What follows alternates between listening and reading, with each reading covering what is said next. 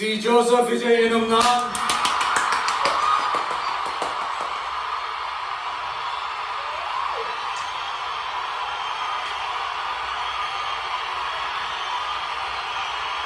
சட்டப்படி அமைக்கப்பெற்ற இந்திய அரசியல் அமைப்பின்பால் உண்மையான நம்பிக்கையும் மாறா பற்றும் கொண்டிருப்பேன் என்றும் இந்திய நாட்டின் ஒப்பில்லாத முழு முதல் ஆட்சியையும் ஒருமையையும் நிலை நிறுத்துவேன் என்றும் தமிழ்நாட்டு அரசின் முதலமைச்சராக உண்மையாகவும் உளச்சான்றின்படியும் என் கடமைகளை நிறைவேற்றுவேன் என்றும்